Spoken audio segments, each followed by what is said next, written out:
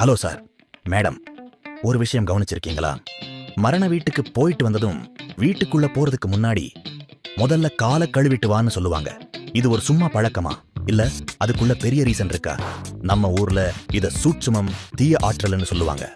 ஆனா உண்மையிலேயே இதுக்கு சயின்ஸ்ல ஸ்ட்ராங் ரீசன் இருக்கு. நம்ம முன்னோர்கள் சயின்ஸ் தெரியாம இருந்தாலும் பிராக்டிஸ் மட்டும் பெர்ஃபெக்ட் ஃபாலோ பண்ணியிருக்கிறாங்க. மரண வீடு என்றாலே அதிகமான மக்கள் கூட்டம் இருக்கும். அதுல பலவிதமான பாக்டீரியா, வைரஸ் இருக்க வாய்ப்பு அதிகம்.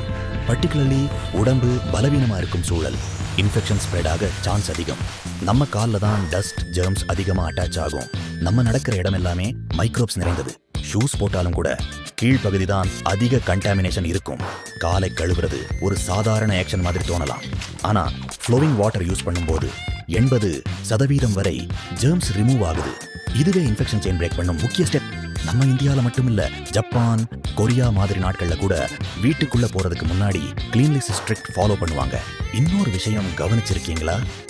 மரணமானவரோட மூக்குல காட்டன் வச்சிருப்பாங்க. அது ஏன் தெரியுமா? உடம்பு நிறுத்தப்பட்டதும் சில நேரம் பாக்டீரியா growth காரணமா ஃப்ளூயிட்ஸ் வெளியே வர வாய்ப்பு இருக்கும். அதை பிரிவென்ட் பண்ணவும், இன்ஃபெக்ஷன் ஸ்ப்ரெட் ஆகாம இருக்கவும் தான் அந்த காட்டன் யூஸ் பண்றாங்க.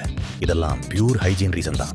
இன்னொரு இன்ட்ரெஸ்டிங் விஷயம், நீர் கொண்டு காலை கழுவுறது பாடி டெம்பரேச்சர் பேலன்ஸ் பண்ணும், ஸ்ட்ரெஸ்ஸை குறைக்கும். ஃபியூனரல் மாதிரி எமோஷனல் சூழலில் இது மைண்டை காம் பண்ணும். அதனால இது ஒரு பழைய கஷ்டம் இல்ல, ஒரு ஸ்மார்ட் ஹைஜீன் பிராக்டிஸ். நம்ம முன்னோர்கள் சொல்லியதுல லாஜிக் இருக்கு. இந்த மாதிரி இன்ட்ரெஸ்டிங் ஃபேக்ட்ஸ் தெரிஞ்சுக்கணும்னா லைக் பண்ணுங்க, ஷேர் பண்ணுங்க, சேனலை சப்ஸ்கிரைப் பண்ணுங்க.